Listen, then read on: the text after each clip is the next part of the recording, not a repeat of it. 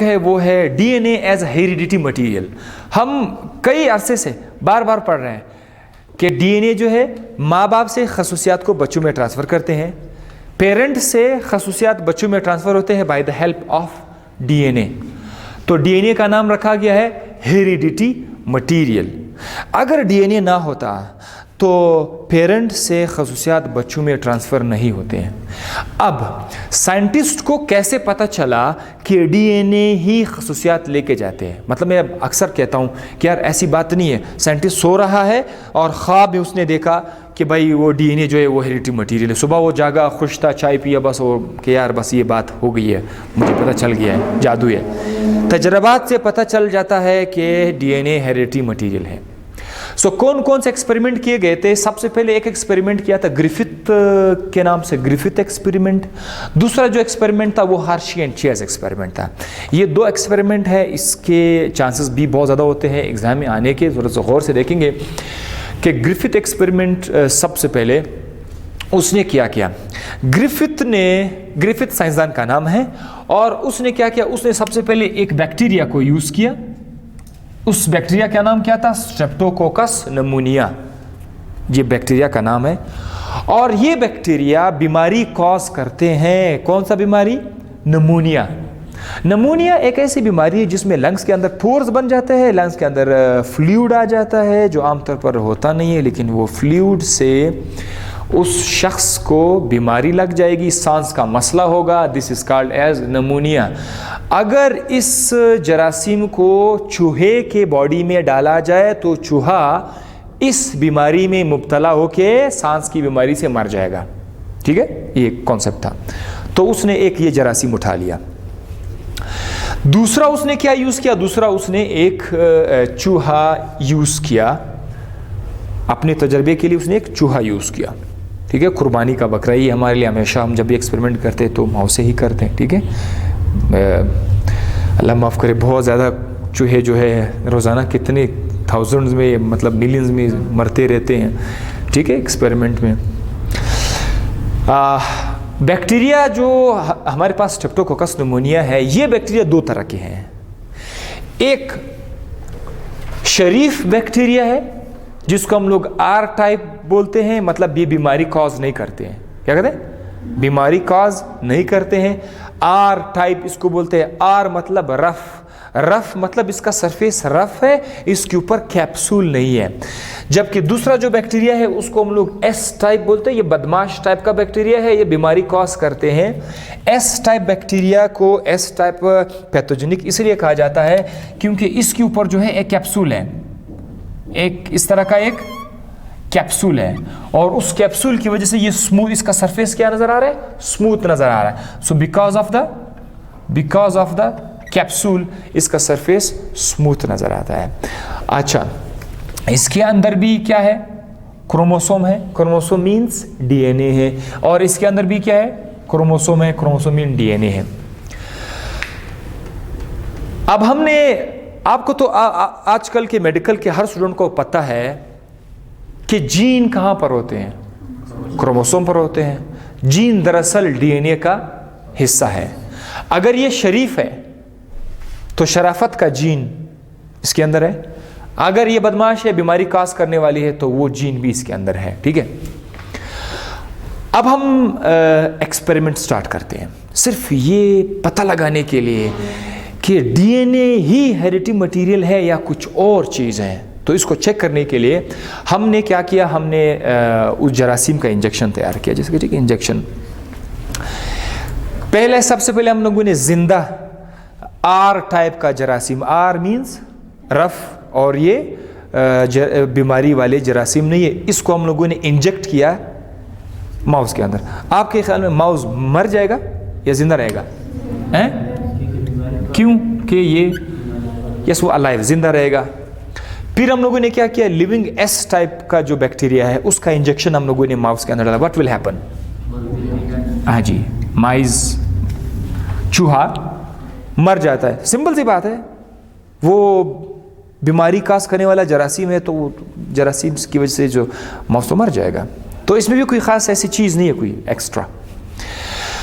हमने फिर क्या किया? ये जो एस टाइप का बैक्टीरिया है एस टाइप जो कि ख़तरनाक बैक्टीरिया है, इसको हम लोगों ने क्या किया, हीट किया, गर्म कर दिया। जब आप जरासीम को हीट कर दोगे तो जरासीम के अंदर वो जो जहरीला असर है, जरासीम मर जाएगा, जहरीला असर क्या हो जाएगा, ख़त्म हो जाएगा। अब heat killed S type bacteria को हम लोगों ने माउस के अंदर डाला, व्हाट विल हैपन? इस बार चूहा जो है वो जिंदा रहेगा। क्यों? क्योंकि आपने एस टाइप बैक्टीरिया को हीट के जरिए किल किया, और जब किल करोगे तो बीमारी काज नहीं करेगी।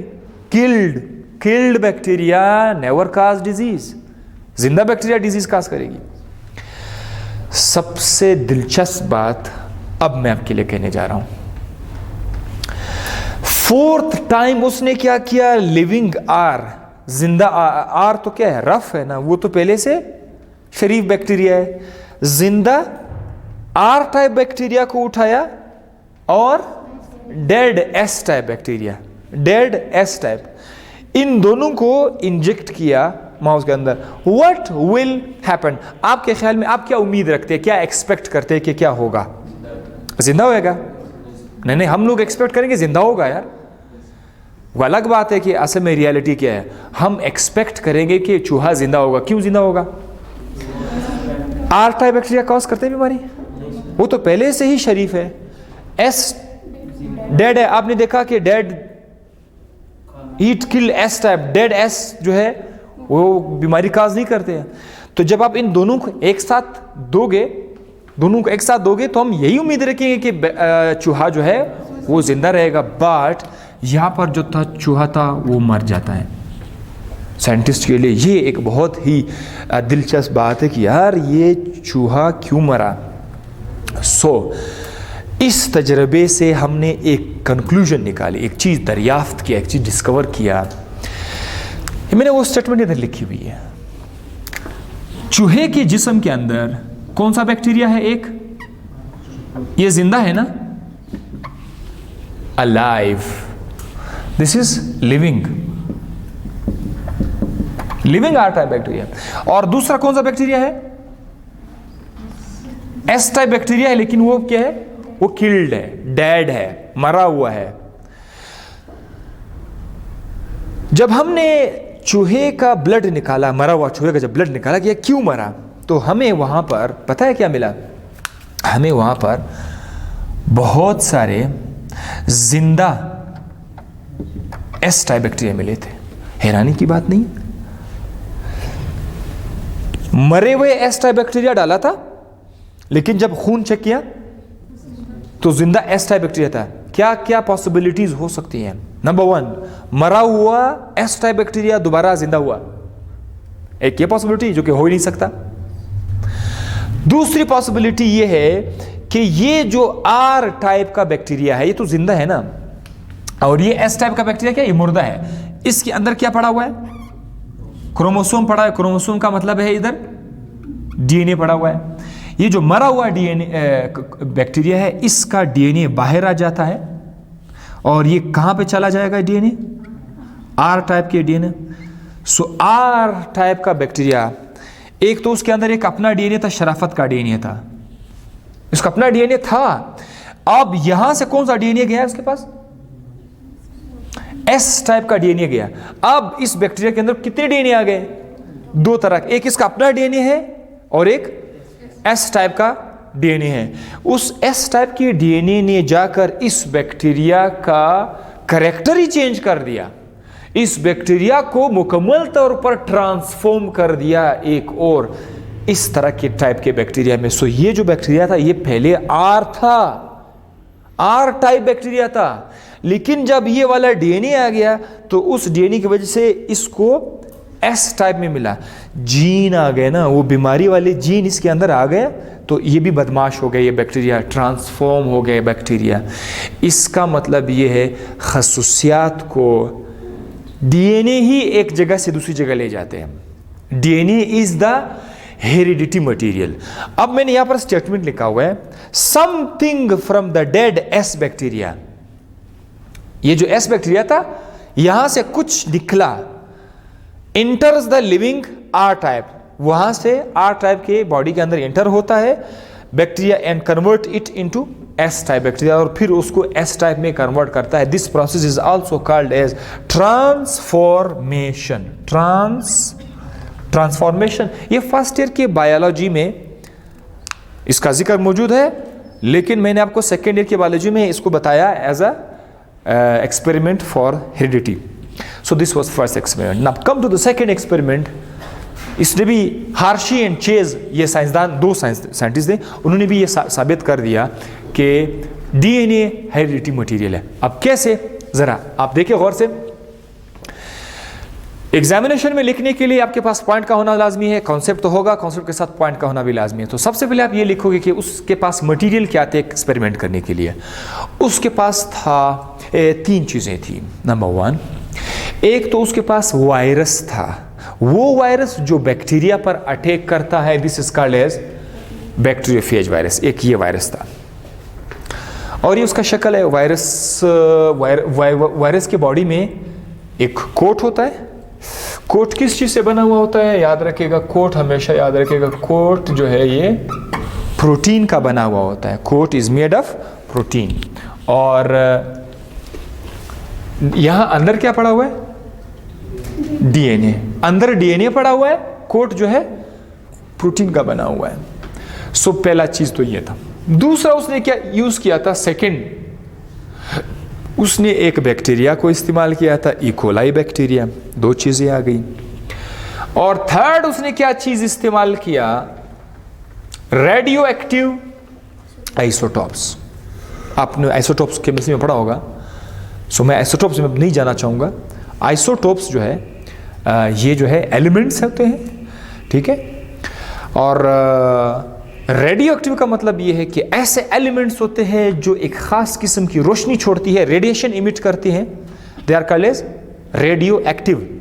आप लोग किसी एलिमेंट को जो रोशनी छोड़ते नहीं है, आप उसको रेडियो एक्टिव बना सकते हैं, राइट।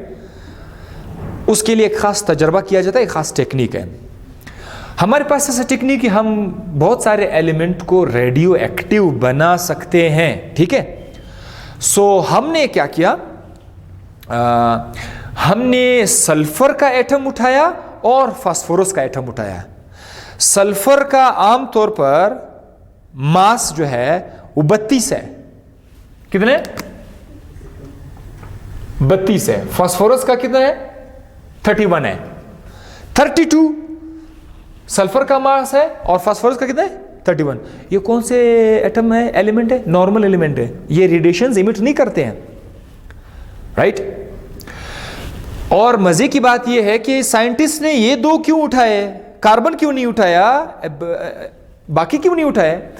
सल्फर इसलिए उठाया क्योंकि सल्फर जो है प्रोटीन के अंदर होता है और प्रोटीन वायरस का कोट बना रहा है? प्रोटीन वायरस का कोट बना रहा है, प्रोटीन के अंदर क्या है? सल्फर है। उन्होंने क्या उठाया? सल्फर उठाया। अच्छा, और फास्फोरस क्यों उठाया? फास्फोरस इसलिए उठाया क्योंकि फास्फोरस डीएनए के अंदर होता है और डीएनए फिर आपको पता है वो वायरस के अंदर है। तो जो वायरस का प्रोटीन और डीएनए है उनके अंदर सल्फर और फास्फोरस है। हम लोगों ने क्या किया, ये जो सल्फर है ये रेडियो एक्टिव तो नहीं है ना, ये तो नॉर्मल है, ये रेडिएशन इमिट नहीं करता। हमने इस सल्फर को टेक्निक के जरिए रेडियो एक्टिव बनाया। इसका मास 32 से 35 पे चला जाएगा। This is sulphur 35। ये नॉर्मल सल्फर नहीं है। ये कौन सा सल्फर है? ये रेडियो एक्टिव सल्फर है। ये रेडिएशन को इमिट करता है। आप ये समझे कि किस्म का लाइट इमिट करता है, सही। और फास्फोरस का नॉर्मली मास कितना है? 31 है। लेकिन हमारे पास जो फास्फोरस है वो 30। ये दोनों क्या है? रेडियो एक्टिव सल्फर और फास्फोरस है। ये साइंटिस्ट ने ये तीन चीजें ले ली। पहला बैक्टीरियोफेज, दूसरा bacteria, third radio active isotopes. कौन कौन से? सल्फर और 32। क्यों सल्फर और फास्फोरस क्यों यूज किया? बिकॉज वो बैक्टीरिया के अंदर जो प्रोटीन और डीएनए है। दरअसल साइंटिस्ट ये देखना चाहता है कि हेरिडिटी मटेरियल प्रोटीन है कि डीएनए है। तो दो चीजों पे बात हो रही ना। अब हम क्या करते हैं, दो ग्रुप्स बना लेंगे ये पता लगाने के लिए कि प्रोटीन है या डीएनए है। हमने एक ग्रुप बना लिया, दिस इज ग्रुप ए। यहां पर दूसरा ग्रुप बना लिया, ग्रुप बी। इधर भी हमारे पास एक वायरस है, लेकिन इधर जो वायरस है, इस वायरस के पास क्या चीज मौजूद है? डीएनए मौजूद है, और इसके पास भी डीएनए मौजूद है। हमने एक ग्रुप के जो वायरस है उसमें हम लोगों ने फास्फोरस डाला, रेडियो एक्टिव फास्फोरस। ये निशान का मतलब क्या है कि इस बैक्टीरियोफेज में हम लोगों ने क्या इंट्रोड्यूस किया? फास्फोरस जाएगा तो कहां में जाएगा? डीएनए में जाएगा ना। सो ये जो डीएनए है इसके ऊपर मैं थोड़ा सा रोशनी लगाऊंगा ताकि स्टूडेंट्स को अंदाजा हो जाए कि ये जो रोशनी का मतलब ये है कि डीएनए से क्या इमिट हो रहा है? डीएनए से किस्म की रोशनी इमिट हो रही है, क्योंकि डीएनए के अंदर क्या है? रेडियो एक्टिव फास्फोरस है। अच्छा, ये जो दूसरा ग्रुप है, दूसरे ग्रुप के अंदर हम लोगों ने क्या डाला?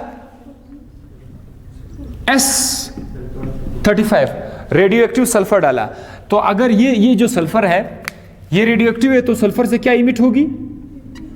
रेज इमिट होगी। सल्फर को तो डीएनए में नहीं डाला जा सकता है ना।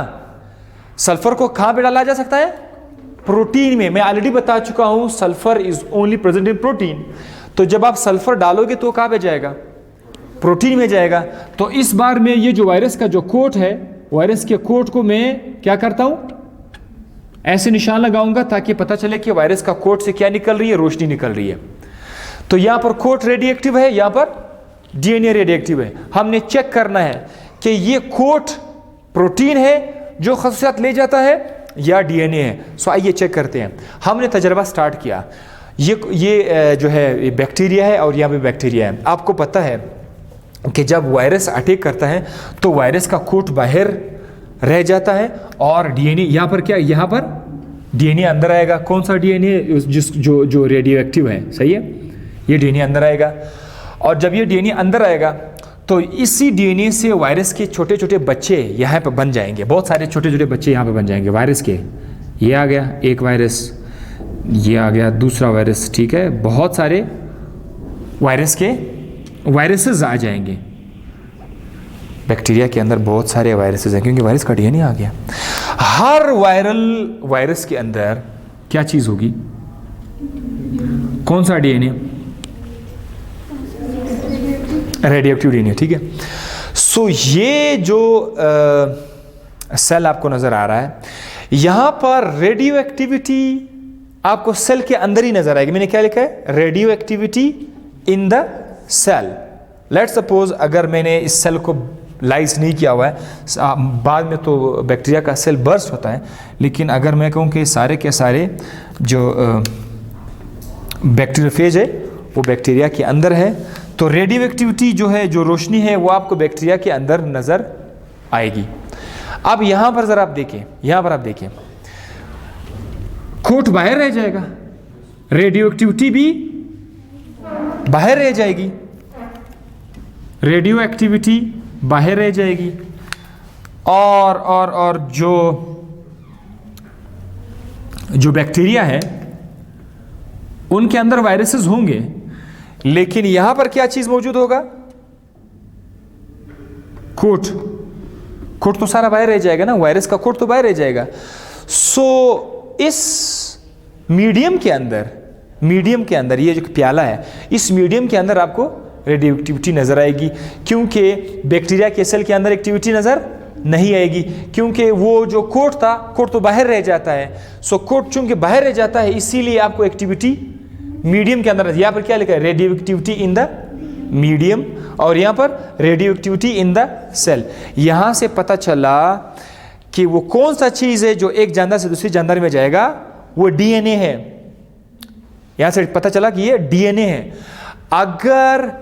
अगर प्रोटीन होता तो यहां पर हमें प्रोटीन नजर आता अंदर, लेकिन यहां पर हमें अंदर प्रोटीन के बजाय डीएनए नजर आया। हमें कैसे पता चला कि डीएनए अंदर चला गया? हमें कैसे पता चला? वो जो रेडियो एक्टिविटी है वो हमें सेल के अंदर नजर आई, डीएनए नजर नहीं आता, लेकिन रेडियो एक्टिविटी की जो रोशनी है वो नजर आती है। तो जब आपको रोशनी सेल के अंदर मिली, इसका मतलब यह है कि कोई चीज हेरिडिटरी मटेरियल सेल के अंदर गया हुआ है, और क्या था? डीएनए ही गया हुआ है। सो इससे पता चला कि DNA is the heredity material. Hope you understand this experiment. See you in the next topic.